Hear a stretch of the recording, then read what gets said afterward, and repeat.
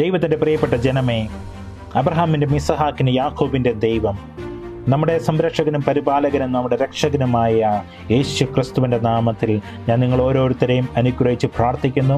നമുക്ക് ഈ വചന ശുശ്രൂഷയിലേക്ക് കടന്നു വരുമ്പോൾ ഒരു 10-20 മിനിറ്റ് നിങ്ങൾക്ക് തരാമെങ്കിൽ എന്നെ സ്പർശിച്ച, ഞാൻ കണ്ടതും ഞാൻ രുചിച്ചറിഞ്ഞതും എൻ്റെ വേദനകളും പ്രയാസങ്ങളും രോഗങ്ങളും മാറ്റിയ യേശു ക്രിസ്തുവിനെ വചനത്തിലൂടെ ഞാൻ നിങ്ങൾക്ക് അവൻ ദൈവമാണെന്നും അവൻ മനുഷ്യനായി ഭൂമിയിലേക്ക് അവതരിച്ചത് എന്താണെന്നും നമുക്ക് ആ ഒരു ഭാഗത്തിലേക്ക് പഠിക്കാം. ഒരു 10-20 മിനിറ്റ് നിങ്ങളുടെ ജീവിതം മാറുവാനായി ദൈവത്തിന് സമർപ്പിക്കുക. ദൈവത്തിൻ്റെ വചനം കേട്ട് യേശു ക്രിസ്തുവിൽ എൻ്റെ വിശ്വാസം നിങ്ങളുടെ ജീവിതങ്ങളെ മാറ്റും. യേശു ക്രിസ്തുവിൻ്റെ വചനത്തെ പറ്റിയുള്ള സുവിശേഷമാണ് എൻ്റെയും നിങ്ങളുടെയും ജീവിതം മാറ്റുന്നത്. ഇന്ന് നമുക്കത് പ്രാർത്ഥിക്കാം. നമുക്ക് കർത്താവിൻ്റെ സന്നിധിയിലേക്ക് കടന്നു വരാം. തുറക്കാം യോഹന്നാന്റെ സുവിശേഷം 1-ാം അധ്യായത്തിൻ്റെ 1 മുതൽ 5 വരെയുള്ള തിരുവചനം. ആദിയിൽ വചനമുണ്ടായിരുന്നു, വചനം ദൈവത്തോടു കൂടെയായിരുന്നു, വചനം ദൈവമായിരുന്നു. അവൻ ആദിയിൽ ദൈവത്തോടു കൂടെയായിരുന്നു. സമസ്തം അവനിലൂടെ ഉണ്ടായി, ഒന്നും അവനെ കൂടാതെ ഉണ്ടായിട്ടില്ല.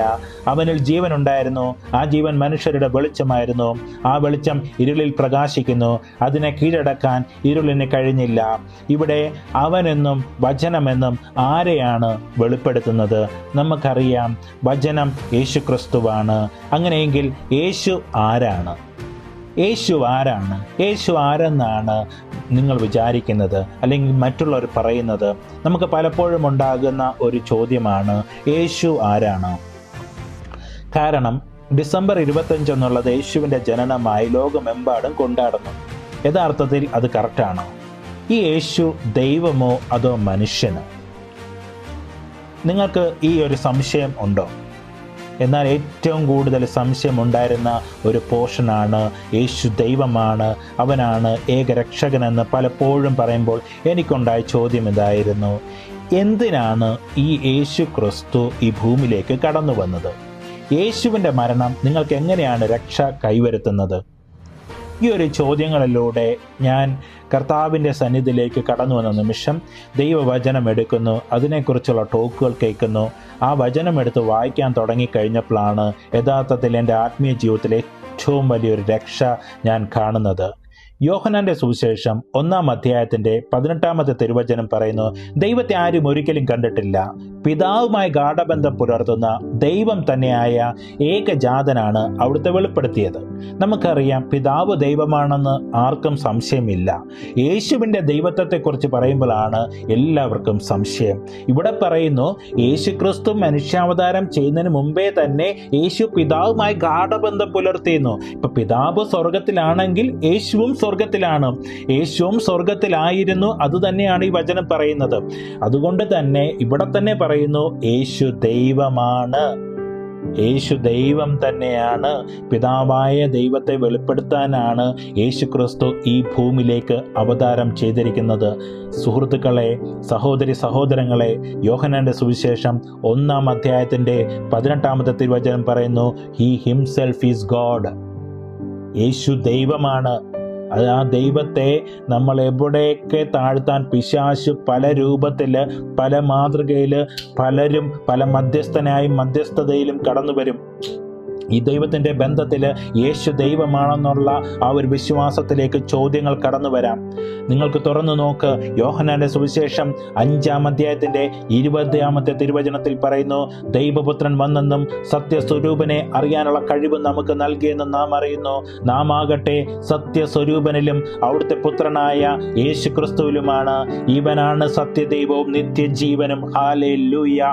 ഈ വചനം പറയുന്നു, 1 യോഹന്നാൻ 5:20 ഇങ്ങനെ വെളിപ്പെടുത്തുന്നു, യേശുവാണ് സത്യദൈവം, അവനാണ് നിത്യജീവൻ. Hallelujah, hallelujah.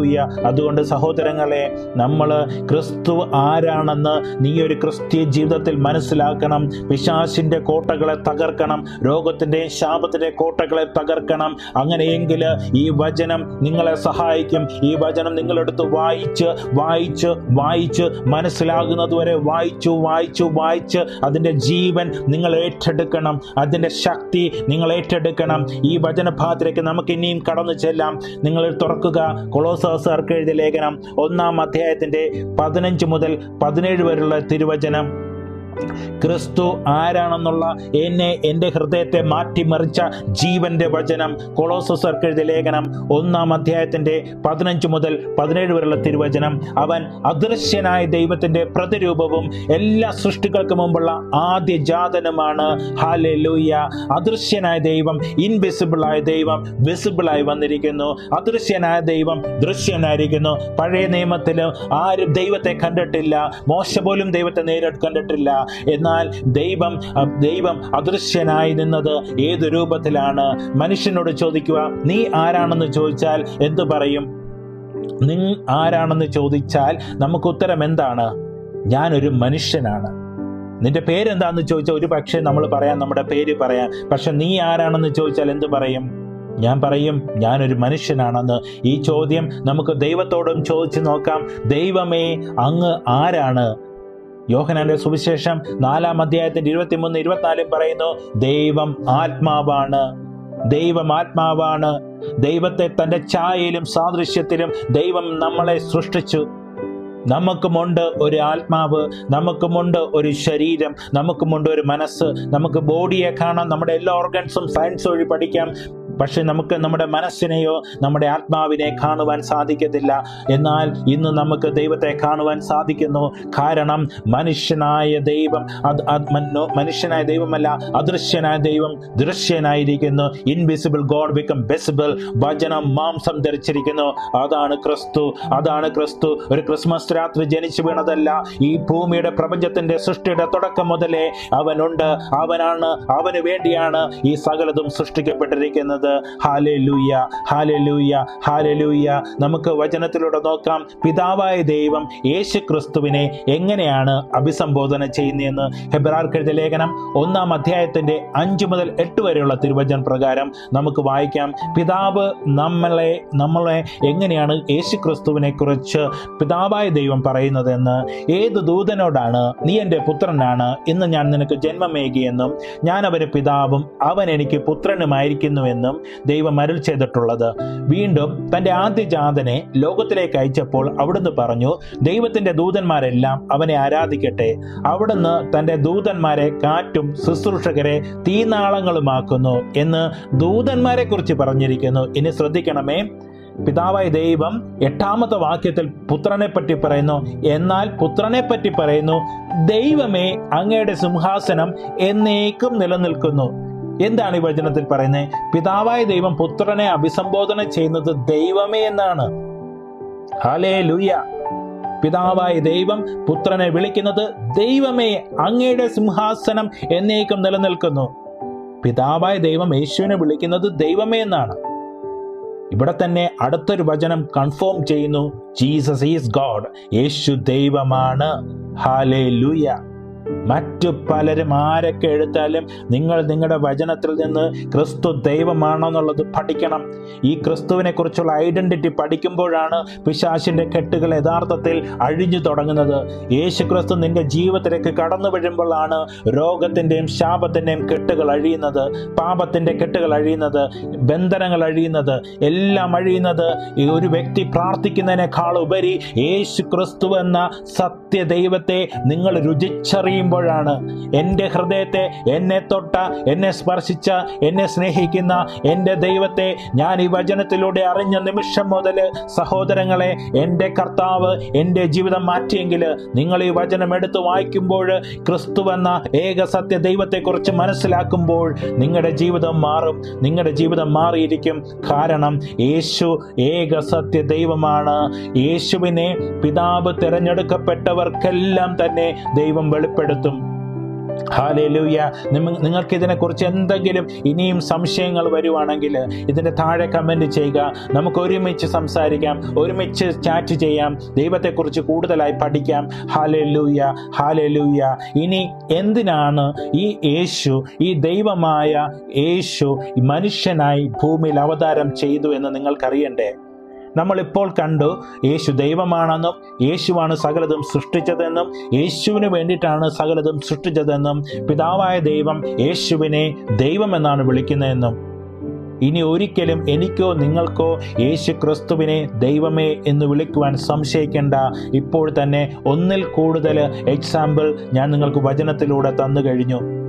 ഇനിയും പല വചനങ്ങൾ ഇതിനകത്ത് കൺഫർമേഷൻ ആയിട്ടുണ്ട്. പക്ഷെ അതൊന്നും എടുത്താൽ ഈ സമയം പോരാ അതൊന്നും പറയുവാൻ. ഇനി രണ്ടാമത്തെ പാർട്ടിലേക്ക് നമുക്ക് കടന്നു വരാം. എന്തിനാണ് യേശു ക്രിസ്തു മനുഷ്യാവതാരം ചെയ്തത്? എന്തിനാണ് യേശുവിൻ്റെ ക്രൂശി മരണം വഴി എങ്ങനെയാണ് എനിക്കും നിങ്ങൾക്കും പാപമോചനം ലഭിക്കുന്നത്? ഹല്ലേലൂയ. ഫിലിപ്പിയർക്ക് എഴുതിയ ലേഖനം 2-ാം അധ്യായത്തിന്റെ 6 മുതൽ 10 വരെയുള്ള തിരുവചന പ്രകാരം, ദൈവത്തിന്റെ രൂപത്തിലായിരുന്നെങ്കിലും അവൻ ദൈവവുമായുള്ള സമാനത നിലനിർത്തേണ്ട ഒരു കാര്യമായി പരിഗണിച്ചില്ല. തന്നെ ശൂന്യനാക്കിക്കൊണ്ട് ദാസന്റെ രൂപം സ്വീകരിച്ച് മനുഷ്യരുടെ സാദൃശ്യത്തിലായിരുന്നു. ആകൃതിയിൽ മനുഷ്യനെ പോലെ കാണപ്പെട്ട് മരണം വരെ, അതേ കുരിശു മരണം വരെ അനുസരണമുള്ളവനായി തന്നെ താഴ്ത്തി. ഹല്ലേലൂയ. ദൈവത്തിന്റെ പ്രിയപ്പെട്ട ജനമേ, അവൻ ദൈവത്തിന്റെ രൂപത്തിലായിരുന്നെങ്കിലും എന്താണ് അതിന്റെ അർത്ഥം? Is become A very nature of God. അവൻ ദൈവത്തിന്റെ രൂപത്തിലാണ്. എന്താണ് ദൈവത്തിന്റെ രൂപം? നമ്മൾ പഠിച്ചു യോഹന്നാന്റെ സുവിശേഷം 4-ാം അധ്യായത്തിന്റെ 23-ാം തിരുവചന പ്രകാരം ദൈവം ആത്മാവാണ്. എന്താണ് ആത്മാവ്? നമുക്ക് ഫിസിക്കൽ കണ്ണ് വെച്ച് കാണാൻ പറ്റത്തില്ല. എന്നാൽ നമുക്കറിയാം ദൈവം ഈ പ്രപഞ്ചത്തിന്റെ സൃഷ്ടാവാണ്. കാരണം അതിനൊരു എക്സാമ്പിൾ ആണ് സൂര്യനുണ്ട്. സൂര്യൻ കിഴക്ക് ഉദിച്ചിട്ട് പടിഞ്ഞാറ് അസ്തമിക്കുന്നു. ആരാണ് സൂര്യനെ നിയന്ത്രിക്കുന്നത്? സൂര്യൻ എങ്ങനെ ഉണ്ടായി? ഈ പ്രപഞ്ചം എങ്ങനെ ഉണ്ടായി? ഒരു ബിഗ് ബാങ് തിയറി എന്ന് പറഞ്ഞ് സയൻസിൽ ഒരു കാലത്ത് കോളിളക്കം സൃഷ്ടിച്ച ഒരു തിയറിയാണ്. ഒരു സ്ഫോടനം ഉണ്ടാകുന്നു. ആ സ്ഫോടനത്തിലൂടെ പിന്നീട് മോളിക്യൂൾസും കെമിക്കൽസും എല്ലാം അതിലൂടെ ഭൂമി രൂപാന്തരപ്പെടുന്നു. പിന്നീട് അതിനൊരു ചോദ്യമുണ്ടായി, ഈ സ്ഫോടനം എവിടെ നിന്നുണ്ടായി? അത് കണ്ടുപിടിക്കാത്തതിനാൽ ഈ തിയറി ഇപ്പം തള്ളിക്കളഞ്ഞിരിക്കുന്നു. പക്ഷേ അത് വിശ്വസിച്ച് സയൻസ് ആണ് കറക്റ്റ് എന്ന് പറഞ്ഞ് വിശ്വസിച്ച പലരുടെയും ജീവിതത്തിൽ ഇന്ന് അവർ ചിലപ്പോൾ മരിച്ചു പോയിട്ടുണ്ടാകാം. പക്ഷേ ഇന്നത്തെ സയൻസിൽ എവിഡൻസ് ഇല്ല എങ്കിൽ അത് തള്ളിക്കളഞ്ഞിരിക്കുന്നു. ആ ഒരു തിയറി തെറ്റാണെന്ന് പറയുന്നു. കാരണം യഹോവയുടെ ശബ്ദം, സ്വർഗത്തിൽ യേശു ക്രിസ്തുവിൻ്റെ ശബ്ദം, യേശു ഉണ്ടാകട്ടെ എന്ന് ഉൽപ്പത്തിയിൽ 1-ാം അധ്യായത്തിൽ 1 മുതൽ വാക്യങ്ങൾ നമുക്ക് കാണാം. യേശു ഉണ്ടാകട്ടെ എന്ന് പറഞ്ഞു, പ്രകാശമുണ്ടായി. ദൈവം അതിൻ്റെ സൃഷ്ടികർമ്മം നടത്തിയതിൻ്റെ ഏറ്റവും വലിയ എക്സാമ്പിളും ഏറ്റവും വലിയ എവിഡൻസുമാണ് ഉൽപ്പത്തിയിൽ 1-ാം അധ്യായം തുടങ്ങി നമ്മൾ വായിക്കുന്നത്. ഈ പ്രപഞ്ചത്തിനൊരു സൃഷ്ടാവുണ്ട്, സ്വർഗത്തിലൊരു ദൈവമുണ്ട്. സ്വർഗത്തിൽ രാജാവ് മാത്രമേ ഉള്ളൂ, അവിടെ രാജ്ഞി ഇല്ല.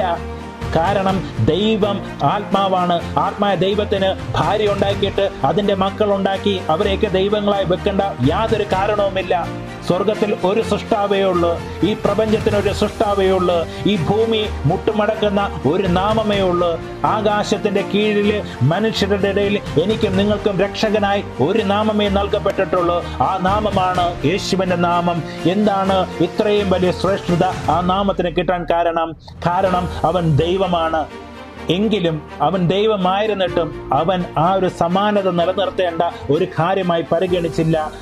തന്നെ ശൂന്യമാക്കിക്കൊണ്ട് ദാസന്റെ രൂപം സ്വീകരിച്ച് മനുഷ്യരുടെ സാദൃശ്യത്തിലായി തീർന്നു. എന്തുകൊണ്ട്? ദൈവം ഈ ഭൂമിയിലേക്ക് കടന്നു വന്നാൽ ആർക്ക് അവനെ കൊല്ലുവാൻ സാധിക്കും? ദൈവത്തിന്റെ വരവിന്റെ ഉദ്ദേശം തന്നെ ഈ ഭൂമിയിൽ മരിക്കുവാനായിട്ടാണ്. സഹോദരങ്ങൾ, നമ്മളൊക്കെ ഈ ഭൂമിയിൽ ജനിച്ചു വീഴുന്നത് മരിക്കുവാനായിട്ടല്ല, ജീവിക്കണം. വളരെ പ്ലാനോടെ, വളരെ പദ്ധതിയോടെ നമ്മുടെ ഫ്യൂച്ചർ സുരക്ഷിതമാക്കി മ്യൂച്വൽ ഫണ്ടുകളിലും മറ്റു ഫണ്ടുകളിലും സമ്പത്തുണ്ടാക്കുന്നു, റിയൽ എസ്റ്റേറ്റുകൾ ഇൻവെസ്റ്റ് ചെയ്യുന്നു, ബിസിനസ് ചെയ്യുന്നു, സമ്പത്തുണ്ടാക്കുന്നു, ഭയങ്കര സുരക്ഷിത കൈവരുത്തുന്നു. പക്ഷെ നിങ്ങളുടെയൊന്നും ജീവിതത്തിൽ യേശു ക്രിസ്തു ഇല്ലെങ്കിൽ ഇതൊന്നും ഒരു ഗുണമില്ലാതെ പോകും. ഇതൊന്നും നിങ്ങൾക്ക് അനുഭവിക്കാൻ പറ്റാതെ പോകും. നിങ്ങളുടെ മക്കൾക്ക് അനുഭവിക്കാൻ പറ്റാതെ പോകും. കാരണം എന്താണെന്നറിയാവോ? യേശുവാണ് ഈ പ്രപഞ്ചത്തിന്റെ സൃഷ്ടാവ്. ദുഷ്ടനെ ദൈവം പന പോലെ ഉയർത്തുമെന്ന് പല ഭാഗത്ത് കേൾക്കുന്നെങ്കിലും അവന്റെ വീഴ്ച നിങ്ങൾ കണ്ടിട്ടുണ്ടോ? ദുഷ്ടരായി ജീവിച്ചവരുടെ വീഴ്ച നിങ്ങൾ കണ്ടിട്ടുണ്ടോ?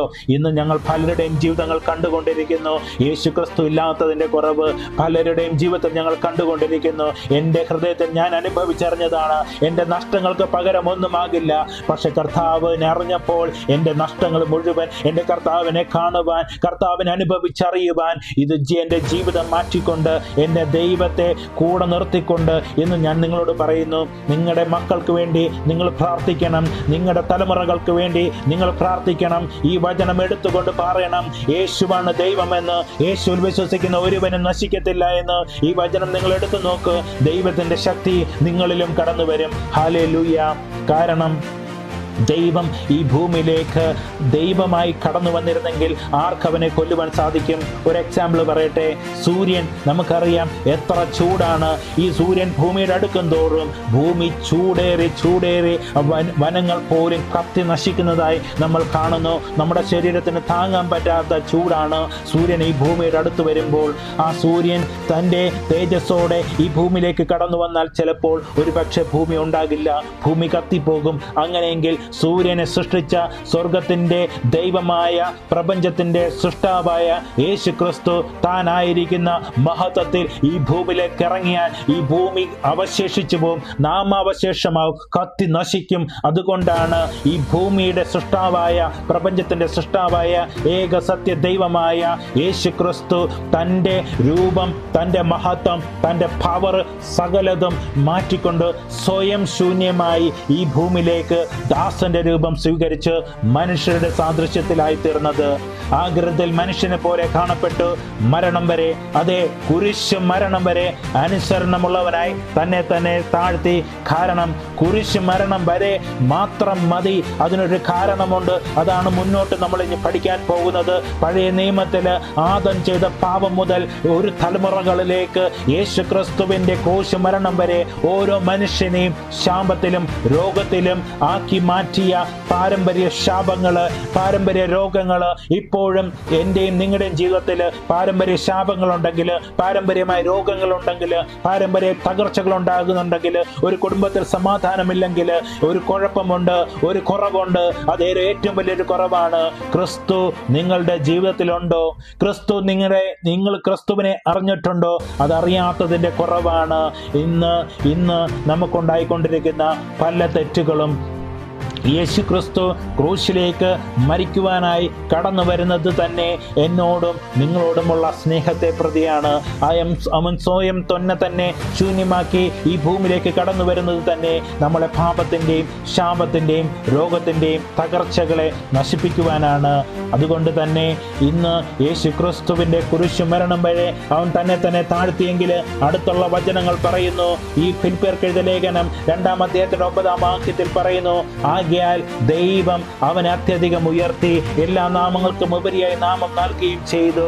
ഇത് യേശുവിന്റെ നാമത്തിന് മുമ്പിൽ സ്വർഗത്തിലും ഭൂമിയിലും പാതാളത്തിലുമുള്ള സകലരും മുട്ടുമടക്കുന്നതിനും യേശു ക്രിസ്തു കർത്താവാണെന്ന് പിതാവായ ദൈവത്തിന്റെ മഹത്വത്തിനായി എല്ലാ നാവുകളും ഏറ്റുപറയുന്നതിന് വേണ്ടിയുമാണ്. ഹല്ലേലൂയ. സഹോദരി സഹോദരങ്ങളെ, ഇന്ന് നിങ്ങളുടെ ജീവിതത്തെ പിടിച്ചു വച്ചിരിക്കുന്ന രോഗത്തെ, ശാപത്തെ, തകർച്ചകളെ ഇന്ന് ഈ വചനത്തിന്റെ ശക്തിയിൽ യേശുവിന്റെ നാമത്തിൽ ഞാൻ കൽപ്പിക്കുന്നു. യേശുവിന്റെ നാമത്തിൽ ഞാൻ കൽപ്പിക്കുന്നു. എല്ലാ രോഗങ്ങളും വിട്ടുമാറട്ടെ, എല്ലാ അന്ധകാര ശക്തികളുടെ ബന്ധനങ്ങളും അഴിയട്ടെ. നിങ്ങളെ ക്രിസ്തുവിലേക്ക് അടുക്കുവാൻ തടസ്സമാക്കി വെച്ചിരിക്കുന്ന എല്ലാ ബന്ധനങ്ങളും യേശുവിന്റെ നാമത്തിൽ അഴിയട്ടെ. രോഗങ്ങൾ അഴിയട്ടെ, ഭാരങ്ങൾ അഴിയട്ടെ, തകർച്ചകൾ മാറട്ടെ, യേശുവിന്റെ സ്നേഹത്താൽ നിറയട്ടെ, യേശുവിന്റെ ശക്തി ഇറങ്ങട്ടെ. ഇന്ന് എക്സാം എഴുതാനായി ഒരുങ്ങിക്കൊണ്ടിരിക്കുന്ന എല്ലാ മക്കളുടെ ഭയങ്ങളും ഭാരങ്ങളും മാറ്റി വിജയത്തിന്റെ തീ പാറട്ടെ. യേശുവിന്റെ നാമത്തിൽ അത് സംഭവിക്കട്ടെ. മക്കൾക്കായി പ്രാർത്ഥിക്കുന്ന എല്ലാ മാതാപിതാക്കളെയും, മാതാപിതാക്കൾക്ക് വേണ്ടി പ്രാർത്ഥിക്കുന്ന എല്ലാ മക്കളെയും യേശുവിന്റെ നാമത്തിൽ ഞാൻ അനുഗ്രഹിച്ച് പ്രാർത്ഥിക്കുന്നു. എന്റെ യേശുവിന്റെ നാമത്തിന്റെ ശക്തിയാൽ സ്വർഗത്തിലും ഭൂമിയിലും പാതാളത്തിലും മുട്ടുമടങ്ങുന്ന യേശുവിന്റെ നാമത്തിന്റെ ശക്തിയിൽ ഇന്ന് ഞാൻ അനുഗ്രഹിച്ച് പ്രാർത്ഥിക്കുന്നു. അബ്രഹാമിന്റെ, ഇസ്ഹാക്കിന്റെ, യാക്കോബിന്റെ ദൈവം ജീവൻ നൽകട്ടെ, ജീവന്റെ സമൃദ്ധി ഉണ്ടാകട്ടെ, ജീവന്റെ സമൃദ്ധി ഉണ്ടാകട്ടെ. മരിച്ചവർ ഉയർത്തെഴുന്നേൽക്കട്ടെ. മരിച്ച അവസ്ഥയിലാണ് നിന്റെ ജീവിതമെങ്കിൽ, നീ തളർന്ന് തരിപ്പണമായി നിൽക്കുന്ന അവസ്ഥയിലാണെങ്കിൽ നിന്റെ ജീവിതം യേശു മാറ്റട്ടെ. യേശുവിന്റെ നാമത്തിൽ മാറട്ടെ, യേശുവിന്റെ നാമത്തിന്റെ ശക്തിയിൽ മാറട്ടെ. അങ്ങനെ അത് സംഭവിക്കട്ടെ. യേശുവിന്റെ നാമത്തിൽ തന്നെ ഞാൻ പ്രാർത്ഥിക്കുന്നു പിതാവേ. Hallelujah, hallelujah, hallelujah, hallelujah, hallelujah, hallelujah, hallelujah, hallelujah. നമുക്കറിയാം, നമ്മൾ ഹെബ്രായർക്കെഴുതിയ ലേഖനത്തിൽ കണ്ടു, പിതാവായ ദൈവം യേശുവിനെ അഭിസംബോധന ചെയ്യുന്നത് ദൈവമേ എന്നാണ്. യേശു ഈ ഭൂമിയിലേക്ക് കടന്നു വന്നപ്പോൾ യഹൂദരുടെ നടുവിൽ തന്നെ യേശു പ്രവചിക്കുന്ന സമയം, സംസാരിക്കുന്ന സമയം നമുക്കറിയാം എന്ത് കാരണത്താലാണ് യേശു ക്രിസ്തുവിനെ യഹൂദർ കല്ല് എടുത്ത് എറിയാൻ തീരുമാനിക്കുന്നത്, എന്ത് കാരണത്തിലാണ് യേശു ക്രിസ്തുവിനെ അവർ കൊല്ലാനായി തീരുമാനിക്കുന്നത്. നമുക്ക് അവിടെ ഒന്ന് തുറക്കാം. യോഹന്നാന്റെ സുവിശേഷം 10-ാം അധ്യായത്തിന്റെ 30-ാമത്തെ വചനം മുതൽ 33 വരെ നമുക്ക് വായിക്കാം. അവിടെ പറയുന്നു, ഞാനും പിതാവും ഒന്നാണ്. എന്താണ് അതിൻ്റെ അർത്ഥം? ഇവിടെ പറയുന്നു പിതാവും പുത്രനും ഒന്നാണ്. പിതാവ് ദൈവമെങ്കിൽ പുത്രനും ദൈവമാണ്. പിതാവ് സ്വർഗത്തിലാണെങ്കിൽ പുത്രനും സ്വർഗത്തിലാണ്. പക്ഷേ ഇപ്പോൾ യേശു നിൽക്കുന്നത് എവിടെയാണ്? ഭൂമിയിൽ മനുഷ്യന്റെ രൂപത്തിലാണ്. അതുകൊണ്ടാണ് ബൈബിള് ഈ സത്യം വിളിച്ചു പറയുന്നത്, യേശു പൂർണ്ണ ദൈവവും പൂർണ്ണ മനുഷ്യനുമാണ്. യേശു മനുഷ്യനായതിന് ഒരു കാരണമുണ്ട്. നമുക്കത് പിന്നീട് നമുക്കത് പഠിക്കാം. യോഹന്നാന്റെ സുവിശേഷം 10-ാം അധ്യായത്തിന്റെ 30 പറയുന്നു, ഞാനും പിതാവും ഒന്നാണ്. യഹൂദർ അവനെ എറിയാൻ വീണ്ടും കല്ലെടുത്തു. യേശു അവരോട് ചോദിച്ചു, പിതാവിൽ നിന്നുള്ള അനേകം നല്ല പ്രവൃത്തികൾ ഞാൻ നിങ്ങളെ കാണിച്ചു. ഇവയിൽ ഏത് പ്രവൃത്തി മൂലമാണ് നിങ്ങൾ എന്നെ കല്ലെറിയുന്നത്?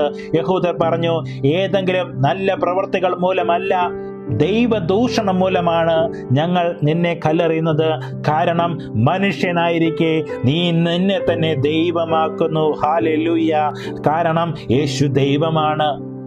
യേശു ദൈവമാണെന്ന് പറഞ്ഞതിന്റെ കാരണത്താലാണ് യഹൂദർ അവിടെ കല്ലെടുത്തത്. കാരണം യഹൂദർക്കറിയാം ഏക സത്യനായ ഒരു ദൈവം, സ്വർഗത്തിൽ ഏക സത്യനായ ദൈവം ഒന്നേ ഉള്ളൂ, യാഹ്വയായ ഏക സത്യനായ ദൈവം.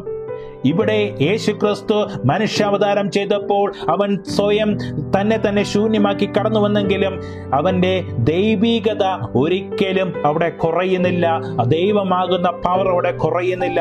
നമുക്ക് കാണാം, യേശു ക്രിസ്തു മരിച്ചവനെ ഉയർപ്പിച്ചു, കുഷ്ഠരോഗികളെ സൗഖ്യപ്പെടുത്തി, മുടന്തനെ നടത്തി, അശുദ്ധാത്മാക്കളെ ബഹിഷ്കരിക്കുന്നു.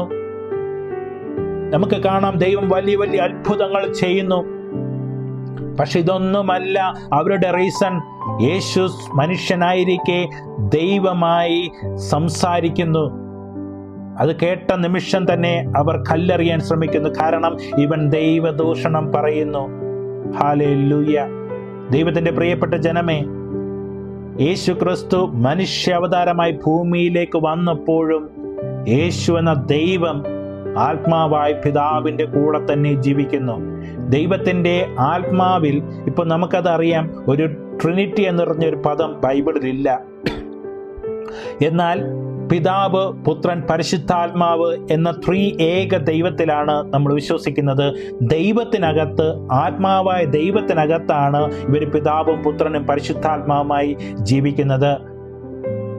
ആത്മാവിനെ തന്നെ നമുക്ക് കാണാൻ പറ്റുന്നില്ല. അങ്ങനെയെങ്കിൽ അതിനകത്തിരിക്കുന്ന പിതാവ്, പുത്രനെ, പരിശുദ്ധാത്മാവിനെ നമ്മുടെ ഈ ഭൗതിക കണ്ണുകൊണ്ട് കാണുവാൻ നമുക്ക് കഴിയത്തില്ല.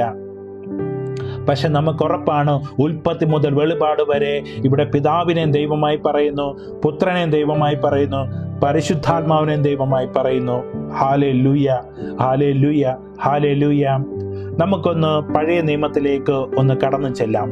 പുറപ്പാടിന്റെ പുസ്തകം 3-ാം അധ്യായത്തിന്റെ 13 മുതൽ 14 വരെ ഏറ്റവും വലിയൊരു ഇൻസിഡന്റ്, ദൈവത്തിന്റെ പേര് വെളിപ്പെടുത്തുന്ന നിമിഷം. മോശയെ ദൈവം തെരഞ്ഞെടുത്തു. എന്നിട്ട് ഫറവോയുടെ അടുക്കലേക്ക് ഈജിപ്തിന്റെ അടിമത്തത്തിൽ കഴിയുന്ന തന്റെ ജനത്തെ, ഇസ്രായേൽ ജനത്തെ പുറത്തേക്ക് വിടുവാൻ മോശയെ ദൈവം അയക്കുന്നു. അപ്പോൾ മോശ ചോദിക്കുന്നു, എന്നെ അയക്കുന്ന അങ്ങയുടെ പേര് എന്താണ്? ദൈവം മോശയോട് അരുൾ ചെയ്തു, ഞാൻ തന്നെ, I am who I am, ഞാനാകുന്നവൻ. ഇസ്രായേൽ മക്കളോട് നീ പറയുക, ഞാനാകുന്നവന് എന്നെ നിങ്ങളുടെ അടുത്തേക്ക് അയച്ചിരിക്കുന്നു. ബൈബിളിൽ പറയുന്ന ഈ പദം നിങ്ങളുടെ ഹൃദയത്തിൽ നിങ്ങൾ അടിവരച്ചിടുക. ഞാനാകുന്നത്, ഞാൻ തന്നെ, I am who I am. പുതിയ നിയമത്തിലേക്ക് യേശു ക്രിസ്തു പറഞ്ഞ പദങ്ങളും നമുക്ക് ശ്രദ്ധിക്കാം. യോഹന്നാന്റെ സുവിശേഷം 1-ാം അധ്യായത്തിന്റെ 14-ാമത്തെ വാക്യം, വചനം മാംസമായി നമ്മുടെ ഇടയിൽ വസിച്ചു, അവന്റെ മഹത്വം നമ്മൾ ദർശിച്ചു, കൃപയും സത്യവും നിറഞ്ഞതും പിതാവിന്റെ ഏകജാതന്റേതുമായ മഹത്വം. വചനം മാംസമായി, വേർഡ് ബിക്കം ഫ്ലഷ്. ഈ ആത്മാവായിരുന്ന ദൈവം മാംസം ധരിക്കുന്നു. അതാണ് യേശു ക്രിസ്തു. ഈ മാംസം ധരിക്കുമ്പോൾ യേശുവിൻ്റെ ദൈവികതയ്ക്ക് ഒരു കുറവും സംഭവിക്കുന്നില്ല. അവൻ്റെ പവറിനോ അതോറിറ്റിക്കോ അധികാരത്തിനോ യാതൊരു കുറവും സംഭവിക്കാതെ ഈ ഭൂമിയിലേക്ക് മനുഷ്യാവതാരം ചെയ്ത ആ ബോഡിയിൽ യേശുവിൻ്റെ ദൈവികതയുമുണ്ട്. ഉൽപ്പത്തിയുടെ സുവിശേഷം 3-ാം അധ്യായത്തിൻ്റെ 17 മുതൽ 19 വരെയുള്ള തിരുവചനം നമുക്ക് കാണാം. സ്ത്രീയുടെ വാക്ക് കേട്ട് ആദം ദൈവം പറഞ്ഞത് അനുസരിക്കായ്ക മൂലം ഒരു പാപത്തിലേക്ക് കടന്നു വരുന്നു. ആ പാപം വഴി പിന്നീട് ശാപവും. അതിന് പരിഹാരമായി ദൈവം അവിടെ തന്നെ ഒരു പ്ലാനും ഇട്ട് വെക്കുന്നു. ദൈവമായ കർത്താവ് തോലുകൊണ്ട് ഉടയാട ഉണ്ടാക്കി ആദത്തെയും അവന്റെ ഭാര്യയെയും ധരിപ്പിക്കുന്നു. എന്തിനാണ് ദൈവം അങ്ങനെ ചെയ്തത്? നമുക്ക് എന്തെങ്കിലും കാരണം ദൈവം അവിടെ എന്തുകൊണ്ടാണ് ദൈവം ഒരു തോലുകൊണ്ട് ഉടയാട ഉണ്ടാക്കി ആദത്തെയും അവന്റെ ഭാര്യയും ധരിപ്പിച്ചത്? കാരണം യേശു ക്രിസ്തുവിൻ്റെ ക്രൂശ് മരണത്തിൻ്റെ രക്തത്തിലൂടെയുള്ള പാപമോചനത്തിൻ്റെ ഒരു വലിയ പ്രവചന സത്യമാണ് ദൈവം അവിടെ ചെയ്യുന്നത്. ഇനി നടക്കാൻ പോകുന്ന കാര്യം എങ്ങനെയാണ് ഈ ഒരു ആദം റെപ്രസെൻ്റ് ചെയ്യുന്നത്? ഒരു ഹ്യൂമൻ വേൾഡിന്, ഒരു മാനവരാശിയാണ്. ആദത്തിൻ്റെ പാപം മൂലം ഒരു മനുഷ്യകുലത്തിൻ്റെ മുഴുവൻ ലോകത്തിലേക്കും ആ പാപത്തിൻ്റെ എൻട്രി കടന്നു വരുന്നു. ഒരു ഡിസൊബീഡിയൻസ്, ദൈവത്തിൻ്റെ വചനം അനുസരിക്കായിക മൂലം ഒരു ശാപം കടന്നു വരുന്നു. അത് ലോകത്തെ മുഴുവൻ അത് കമർന്നു തിന്നുന്നു. ദൈവം ആദത്തിന് കൊടുത്ത അതോറിറ്റി പിശാചിനെ അനുസരിച്ചത് വഴി ദൈവം ആദത്തിന് കൊടുത്ത അതോറിറ്റി പിശാചിനെ ആദം അനുസരിച്ചത് വഴി ആദം ദൈവം കൊടുത്ത അതോറിറ്റി പിശാചിനെ ഹാൻഡ് ഓവർ ചെയ്യുന്നു. പിന്നീട് പിശാച് ആ അതോറിറ്റി എടുത്ത് അവൻ്റെ പവർ ഉപയോഗിച്ച് ഈ ലോകത്തിലെ ജനങ്ങളുടെ മേൽ ശാപമായും രോഗമായും പല അനർത്ഥങ്ങളും വരുത്തിക്കൊണ്ടിരുന്നു. നമ്മൾ കഷ്ടത്തിലാണെങ്കിൽ, നമ്മൾ വേദനയിലാണെങ്കിൽ, നമ്മൾ ബുദ്ധിമുട്ടിലാണെങ്കിൽ നമുക്ക് ഉയരാൻ പറ്റാത്തതിന് കാരണം നിന്റെ മീതെ ഇപ്പോഴും ആ ശാപം നിൽക്കുന്നു. കാരണം എന്തുകൊണ്ടാണെന്നറിയാമോ? നിന്റെ ഹൃദയത്തിൽ യേശു ക്രിസ്തു ചെയ്ത പ്രവൃത്തി എന്താണെന്ന് തിരിച്ചറിഞ്ഞിട്ടില്ല. ഇത് നീ തിരിച്ചറിയുന്ന നിമിഷം നീ മരിച്ചവരിൽ നിന്നും ഉയർത്തെഴുന്നേൽക്കും. നിന്റെ കാലുകൾക്ക് ശക്തി ലഭിക്കും. നിന്റെ കഠിനം, നിന്റെ പ്രയാസങ്ങൾ മാറും. നിന്റെ കിഡ്നിയുടെ പ്രോബ്ലങ്ങൾ മാറും. നിന്റെ ഭാരങ്ങൾ മാറും. നിന്റെ ജീവിതത്തിൽ സമാധാനം കടന്നു വരും. നീ ഈ കർത്താവിൻ്റെ രക്ഷ ഈ ഉൽപ്പത്തിയിലെ 3-ാം അധ്യായത്തിൻ്റെ 17 മുതൽ 19 വാക്യത്തിൽ തിരിച്ചറിയുമ്പോൾ എന്തിനാണ് കർത്താവ് തോലുകൊണ്ട് ഉടയാട ഉണ്ടാക്കി ആദത്തെയും അവൻ്റെ ഭാര്യയും ധരിപ്പിച്ചെന്ന് മനസ്സിലാക്കുന്ന നിമിഷം നിങ്ങളുടെ കണ്ണുകൾ തുറക്കപ്പെടും. നിങ്ങൾ പാപം ചെയ്തപ്പോൾ നിങ്ങൾ കണ്ണുകൾ തുറന്നു നഗ്നത തിരിച്ചറിഞ്ഞുവെങ്കിൽ, ഈ വചനത്തിന്റെ സത്യം നിങ്ങൾ തിരിച്ചറിയുന്ന നിമിഷം നിങ്ങളുടെ മരിച്ചു കിടക്കുന്ന ആത്മാവിൽ ജീവനുണ്ടാകും. നിങ്ങളുടെ ആത്മീയ കണ്ണുകൾ തുറക്കപ്പെടും. ഒരിക്കൽ പാപം ചെയ്തപ്പോൾ നിങ്ങളുടെ ആത്മാവിന്റെ കണ്ണുകൾ അടഞ്ഞുപോയി, ദൈവത്തിൽ നിന്നും സെപ്പറേറ്റ് ആയിപ്പോയി, ദൈവമായിട്ടൊരു സെപ്പറേഷൻ ഉണ്ടായി. കാരണം he is a holy God, he is a holy God. ദൈവം പാപ സാഹചര്യത്തിലായിരിക്കുന്ന, അന്ധകാരത്തിൽ ഇരിക്കുന്ന ഒരു ജനതയുമായി സെപ്പറേഷനാണ്. എപ്പോഴും അതൊരു സെപ്പറേറ്റഡ് ആണ്. നീ പാപത്തിൽ തുടർന്നു കൊണ്ടിരുന്നാൽ ദൈവത്തിന്റെ വെളിച്ചം നിന്റെ ജീവിതത്തിലേക്ക് കടന്നു വരുവാൻ വളരെ വളരെ ഭയാനകമായ ഒരു ഗർത്തം അവിടെ സൃഷ്ടിക്കപ്പെട്ടിരിക്കുന്നു. ഉൽപ്പത്തിയിൽ നമുക്ക് കാണാം, ആദം പാപം ചെയ്യുന്നു, ദൈവത്തിന്റെ പ്രസൻസിൽ അവൻ നഷ്ടപ്പെടുന്നു. യഥാർത്ഥത്തിൽ ആത്മീയ മരണം എന്ന് പറഞ്ഞാൽ അതാണ്. ദൈവവുമായിട്ടുള്ള പ്രസൻസ് ഇല്ലാത്തതാണ്.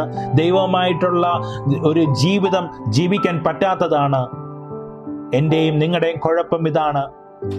ആ ഒരു ആത്മീയ മരണം സംഭവിച്ചിരിക്കുന്നു. കർത്താവുമായിട്ട് വചനത്തിലൂടെ നമ്മൾ മനസ്സിലാക്കാതെ പോയ സത്യങ്ങൾ നമ്മുടെ ജീവിതത്തിൽ ഇന്ന് ഏറ്റവും കൂടുതൽ കള വിതച്ചിരിക്കുന്നു. പിശാച് വിതച്ചിരിക്കുന്ന ഏറ്റവും വലിയ കളയാണ് യേശു ക്രിസ്തു ആരാണെന്നും യേശു ക്രിസ്തു എന്താണ് ചെയ്തതെന്നും നമ്മൾ മനസ്സിലാക്കാതിരിക്കുവാൻ വേണ്ടി നമ്മൾ എവിടെയൊക്കെ പോയി വചനം കേട്ടാലും നമ്മളെയൊക്കെ കേൾക്കുവാൻ, ആ വചനത്തിൽ ഇരുത്തുവാൻ, ആ പ്രാർത്ഥിക്കാൻ ഇരിക്കുവാൻ അവൻ അനുവദിക്കത്തില്ല. അതിന് പകരം മദ്യത്തിലും സുഹൃത്തുക്കളിലും മറ്റു പ്ലഷറിലൂടെ നമ്മളെ കടത്തിക്കൊണ്ടു പോകുന്നു. എന്നാൽ ഞാൻ നിങ്ങളോട് പറയട്ടെ, എൻ്റെ ദൈവം എന്നെ തൊട്ടെങ്കിൽ നിങ്ങളെയും തൊട്ടിരിക്കും. കാരണം ഞാൻ ഈ പറയുന്ന വചനം, ഞാൻ കേട്ട വചനം എന്നെ മാനസാന്തരപ്പെടുത്തി, എന്നിൽ ഫലമുണ്ടാക്കി, എന്നിൽ മഞ്ഞുകട്ടയായി നിന്ന് എൻ്റെ ജീവിതത്തെ മാറ്റി. ദൈവം അതോടച്ചു, ദൈവത്തിൻ്റെ ശക്തി ഇറങ്ങി, എൻ്റെ ജീവിതം ദൈവം മാറ്റി. ഇന്ന് ഞാൻ കർത്താവിനെ രുചിച്ചറിയുന്നു, കർത്താവിൻ്റെ സ്നേഹം രുചിച്ചറിയുന്നു. നിങ്ങളും അത് അനുഭവിക്കും, നിങ്ങൾക്കും അത് ലഭിക്കും. അത് ക്രിസ്തു തരും. ക്രിസ്തു തരാൻ വേണ്ടിയാണ് ഈ ഭൂമുഖത്ത് ഈ പിതാവ് ഇങ്ങനെ ചെയ്തു വെച്ചിരിക്കുന്നത്.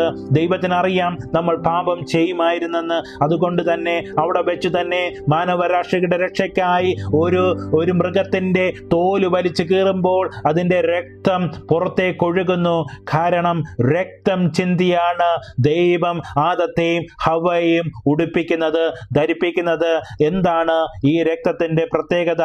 എന്താണ് ഈ ഒരു പാപം? എങ്ങനെയാണ് ഒരു ആദത്തിന്റെ പാപം, എങ്ങനെയാണ് ഒരു മനുഷ്യരാശിക്ക് ഈ ഒരു പാപത്തിന്റെ അടിമത്തത്തിലേക്കും അതിന്റെ ശാപത്തിലേക്കും കൊണ്ടുവരുന്നത്? സഹോദരി സഹോദരങ്ങളെ, സങ്കീർത്തനങ്ങളുടെ പുസ്തകം 51 അധ്യായത്തിന്റെ 5 വാക്യത്തിൽ പറയുന്നു, പാപത്തോടെയാണ് ഞാൻ പിറന്നത്, അമ്മയുടെ ഉദരത്തിൽ ഉരുവായപ്പോഴേ ഞാൻ പാപിയാണ്. ഈ ഒരു കണ്ടീഷനിലാണ് ഇവിടെ ഓരോ വ്യക്തിയും ജനിച്ചു വീഴുന്നത്. നമ്മൾ വിശ്വസിച്ചാലും ഇല്ലേലും ഇതാണ് സത്യം, ഇതാണ് സത്യം. ഏകദേശം 1700 വർഷം എടുത്തുകൊണ്ട് എഴുതി തീർത്ത ഈ ബൈബിൾ എന്ന് നമ്മുടെ കയ്യിലിരിക്കുന്ന ഈ പുസ്തകം പറയുന്നു. സങ്കീർത്തനം 51:5 പറയുന്നു, റോമ 3:23 പറയുന്നു, എല്ലാവരും പാപം ചെയ്ത് ദൈവ മഹത്വത്തിന് അയോഗ്യരായി. നീ അമ്മയുടെ വയറ്റിൽ ഉരുവായിരിക്കുമ്പോഴേ നീ പാപിയാണ്. നമ്മൾ പാപം ചെയ്യുമ്പോൾ, പാപത്ത് ജീവിതത്തിൽ തുടരുമ്പോൾ നമ്മൾ ദൈവ മഹത്വത്തിന് അയോഗ്യരാകുന്നു, ദൈവത്തിന്റെ പ്രസൻസിന് അയോഗ്യരാകുന്നു.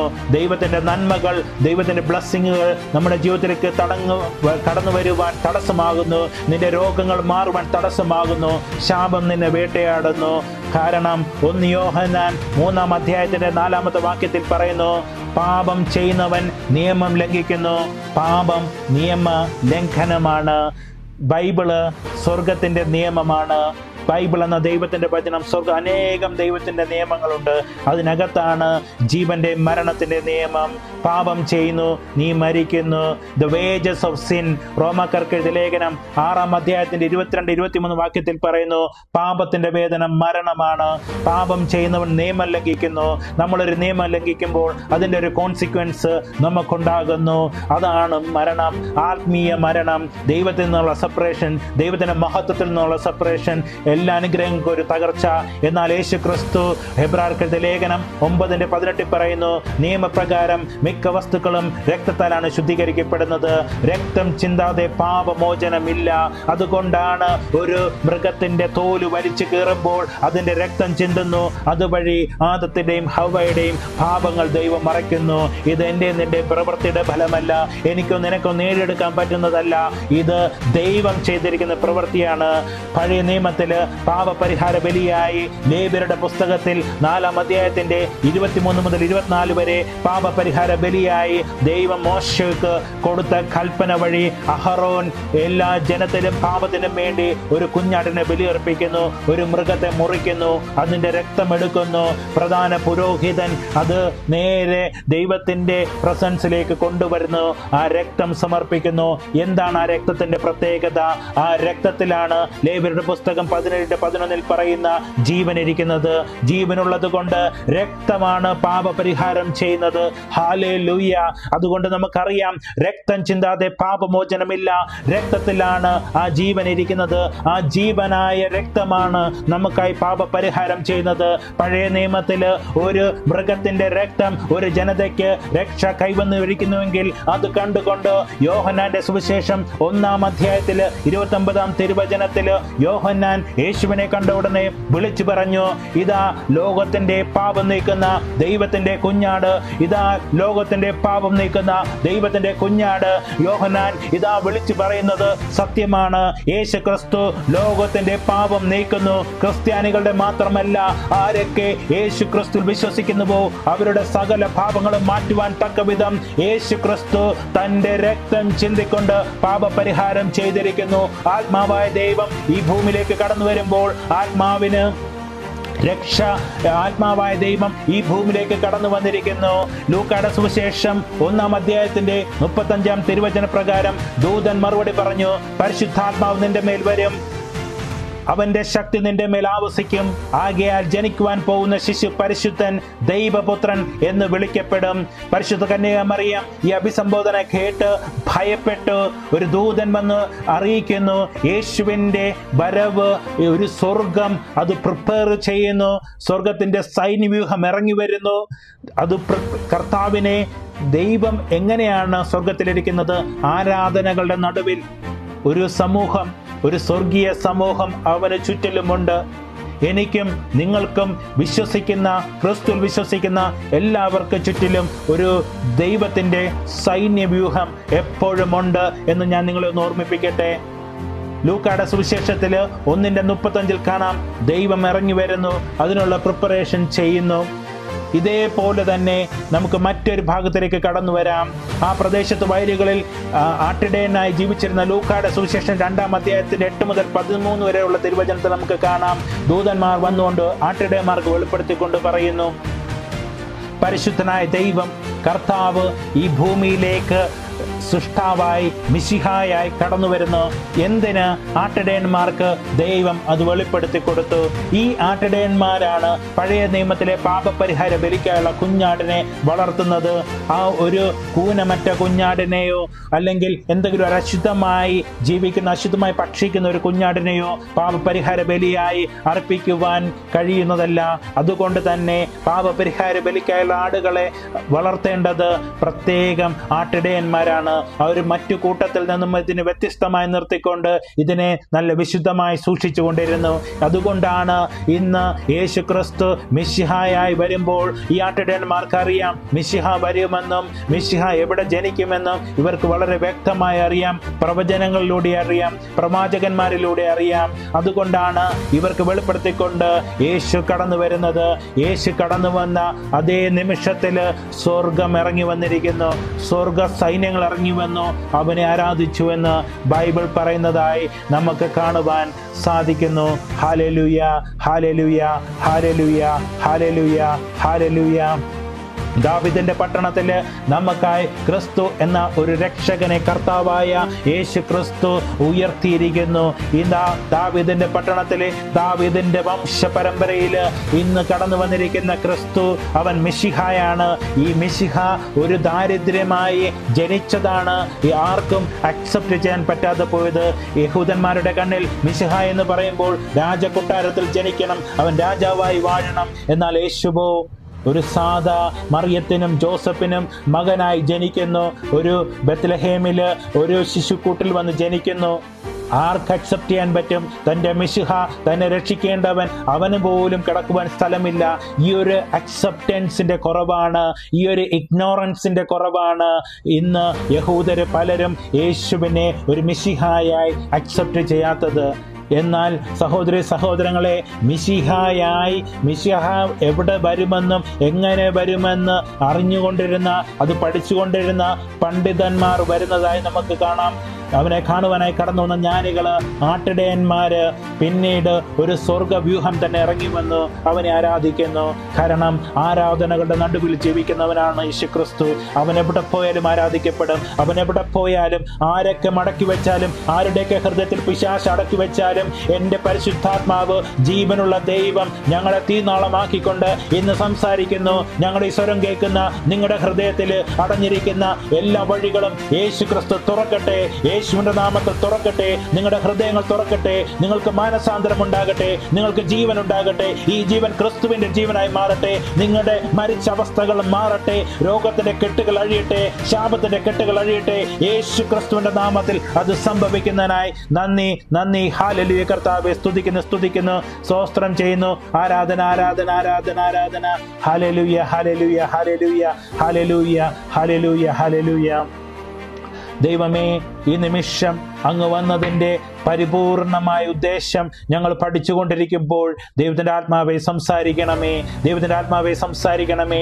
1 യോഹന്നാൻ 3-ാം അധ്യായത്തിൻ്റെ 8-ാമത്തെ വാക്യത്തിൽ പറയുന്നു, പിശാചിന്റെ പ്രവൃത്തികളെ നശിപ്പിക്കുന്നതിന് വേണ്ടിയാണ് ദൈവപുത്രൻ പ്രത്യക്ഷനായത്. പിശാചിന്റെ പ്രവൃത്തികളെ നശിപ്പിക്കുന്നതിന് വേണ്ടിയാണ് ദൈവപുത്രൻ പ്രത്യക്ഷനായത് എന്ന് യോഹന്നാന്റെ സുവിശേഷം 3-ാം അധ്യായത്തിന്റെ 8-ാമത്തെ വാക്യത്തിൽ പറയുന്നു.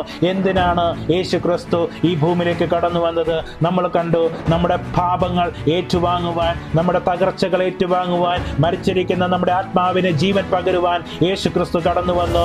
1 യോഹന്നാൻ 3-ാം അധ്യായത്തിന്റെ 8-ാമത്തെ വാക്യത്തിൽ പറയുന്നു, പിശാചിന്റെ പ്രവൃത്തികളെ നശിപ്പിക്കുന്നതിന് വേണ്ടിയാണ് ദൈവപുത്രൻ പ്രത്യക്ഷനായിരിക്കുന്നത്. എന്തിനു വേണ്ടിയാണ് യേശു ക്രിസ്തു ഈ ഭൂമിയിലേക്ക് വന്നത്? 3-ാമത്തെ റീസൺ യോഹന്നാന്റെ സുവിശേഷം 3-ാം അധ്യായത്തിന്റെ 16-ാമത്തെ വാക്യം ഇതാണ്. ഏറ്റവും വചനത്തിന്റെ ബൈബിളിലെ ഏറ്റവും കോർത്തിരിപ്പിക്കുന്ന ദൈവിക സന്ദേശം യോഹന്നാൻ 3-ാം അധ്യായത്തിന്റെ 16-ാമത്തെ വാക്യം എന്തെന്നാൽ, അവനിൽ വിശ്വസിക്കുന്ന ഏവനും നശിച്ചു പോകാതെ നിത്യജീവൻ പ്രാപിക്കുന്നതിന് വേണ്ടി തന്റെ ഏകജാതനെ നൽകാൻ തക്ക വിധം ദൈവം ലോകത്തെ അത്രമാത്രം സ്നേഹിച്ചു. ഹല്ലേലൂയ! ദൈവം സ്നേഹമാണ്. ദൈവം നമ്മളെ സ്നേഹിക്കുന്നു. നമ്മൾ ആരുമില്ലാത്തവരല്ല, നമ്മളാരും സ്നേഹിക്കാത്തവരല്ല. എന്തെങ്കിലും സ്നേഹത്തിന്റെ കുറവ് നിങ്ങൾക്ക് അനുഭവപ്പെടുന്നുണ്ടെങ്കിൽ നിങ്ങളുടെ ജീവിതത്തിൽ ക്രിസ്തു ഇല്ലാത്തതിന്റെ കുറവാണ്. അവൻ കാൽവരി ക്രൂശിൽ തന്റെ ജീവൻ തന്നിട്ടാണ് പറയുന്നത് അവൻ നിന്നെ സ്നേഹിക്കുന്നുവെന്ന്.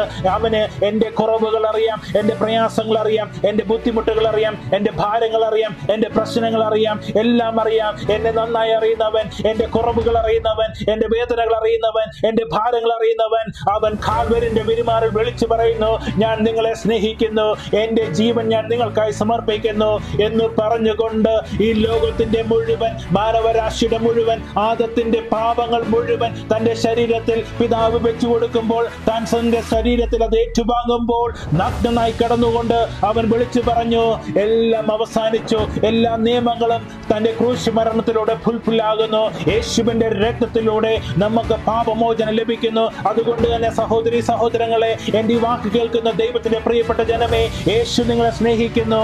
യേശു തന്റെ രക്തം കൊടുത്ത് നിങ്ങളെ വിലക്ക് വാങ്ങിയിരിക്കുന്നു. ഈ രക്തത്തിൽ യേശുവിന്റെ ജീവനുണ്ട്. ആ ജീവൻ നമുക്ക് വെളിച്ചമാകുന്നു. ആ യേശുവിന്റെ രക്തം നമ്മളെ ശുദ്ധീകരിക്കുന്നു, നമ്മുടെ പാപങ്ങളെ കഴുകുന്നു. പിശാച് നമ്മളെ മേൽ കെട്ടിരിക്കുന്ന എല്ലാ കെട്ടുകളും അഴിക്കുന്നത് യേശുവിന്റെ രക്തമാണ്. ഇന്ന് ആ യേശുവിന്റെ രക്തം എടുത്ത് നിങ്ങളൊന്ന് പ്രാർത്ഥിക്ക്. നിങ്ങളുടെ വേദനകളിൽ, നിങ്ങളുടെ പ്രയാസങ്ങളിൽ, നിങ്ങളുടെ ഭാരങ്ങളിൽ, നിങ്ങളുടെ ബുദ്ധിമുട്ടിൽ യേശുവിന്റെ രക്തം എടുത്ത് പ്രാർത്ഥിക്ക്. ഇന്ന് ആ യേശുവിന്റെ രക്തം ഒരു അത്ഭുതം ചെയ്യാൻ പോകുന്നു. ഇന്ന് നിങ്ങൾക്ക് വിടുതലുണ്ടാകുന്നു. നിങ്ങളുടെ ഹൃദയങ്ങൾ മാറട്ടെ, നിങ്ങൾക്ക് സൗഖ്യമുണ്ടാകട്ടെ. യേശുവിന്റെ നാമത്തിൽ, യേശുവിന്റെ നാമത്തിൽ, യേശുവിന്റെ നാമത്തിൽ ഞാൻ നിങ്ങളെ അനുഗ്രഹിച്ച് പ്രാർത്ഥിക്കുന്നു. അബ്രഹാമിന്റെയും ഇസഹാക്കിന്റെയും യാക്കോബിന്റെയും ദൈവം നിങ്ങളെ അനുഗ്രഹിക്കട്ടെ. യേശുവിന്റെ നാമത്തിൽ തന്നെ ഞാൻ പ്രാർത്ഥിക്കുന്നു. പിതാവേ, നിന്റെ പ്രാർത്ഥന കേട്ട് നല്ല ദൈവത്തിന് നന്ദി. കർത്താവേ, ഈ വചനം കേൾക്കുന്ന എല്ലാവരെയും ഞാൻ അനുഗ്രഹിച്ച് പ്രാർത്ഥിക്കുന്നു. നിങ്ങൾ വിശ്വസിക്കുന്നെങ്കിൽ ഈ വചനത്തെ ഇനിയും മറ്റുള്ളവർക്ക് ഷെയർ ചെയ്ത് കൊടുക്കുക. ദൈവത്തെ അറിയാത്തവർക്ക് ഇത് ഷെയർ ചെയ്ത് കൊടുക്കുക. നിങ്ങൾക്ക് എന്തെങ്കിലും സംശയമുണ്ടെങ്കിൽ ഇനിയും താഴെ കമന്റ് ചെയ്യുക. നിങ്ങൾക്ക് ഇഷ്ടപ്പെട്ടെങ്കിൽ ഈ വചനം വീണ്ടും വീണ്ടും കേട്ട് ഈ വചനത്തിൽ പറഞ്ഞിരിക്കുന്ന വചന ഭാഗങ്ങൾ എടുത്ത് പഠിച്ചാട്ടെ. അത് പഠിക്കുന്നത് വഴി നിന്റെ ജീവിതം മാറും. നിങ്ങൾ അനുദിനം ഈ വചനങ്ങൾ ഏറ്റെടുത്ത് പറയുക. യേശു നിങ്ങളെ സ്വതന്ത്രമാക്കിയിരിക്കുന്നു. യേശുവിന്റെ രക്തം നിങ്ങളെ വിലക്ക് വാങ്ങിയിരിക്കുന്നു എന്ന്. യേശുവിന്റെ രക്തത്തിന്റെ ജീവൻ എന്റെ അവകാശമാണ്. അവൻ എന്റെ കോട്ടയാണ്, അവൻ എന്റെ പാറയാണ്, അവൻ എന്റെ സംരക്ഷകനാണ്, അവൻ എന്റെ പരിപാലകനാണ്. ആരെങ്കിലും യേശു ക്രിസ്തുവിനെ കുറിച്ച് ചോദിച്ചാൽ, യേശു ദൈവമാണോ എന്ന് ചോദിച്ചാൽ, നമ്മൾ ഈ വചനം എടുത്ത് പറഞ്ഞു കൊടുക്കണം. എന്റെ യേശു ദൈവമാണ്. അവൻ മനുഷ്യനായി വന്നത് എന്റെ പാപങ്ങൾക്ക് വേണ്ടിയാണ്, പിശാചിന്റെ പ്രവൃത്തികൾ അഴിക്കുവാനാണ്. അവൻ എന്നെ സ്നേഹിക്കുന്നത് കൊണ്ടാണ്. മറ്റൊരു പദത്തിലും മറ്റെവിടെയും കേട്ടിട്ടില്ല ദൈവം മനുഷ്യനെ സ്നേഹിക്കുന്നു. ബൈബിളാണ് ഇത് വെളിപ്പെടുത്തുന്നത്. ബൈബിളാണ് സത്യം, ദൈവവചനമാണ് സത്യം. യേശുവിന്റെ നാമത്തിൽ, യേശുവിന്റെ നാമത്തിൽ ഇത് കേൾക്കുന്ന നിങ്ങൾ എല്ലാവരെയും ദൈവം സമൃദ്ധമായി അനുഗ്രഹിക്കട്ടെ. എന്നെന്നും ജീവിക്കുന്ന യേശുവിന്റെ നാമത്തിൽ ഞാൻ പ്രാർത്ഥിക്കുന്നു പിതാവേ. ആമേൻ, ആമേൻ, ആമേൻ.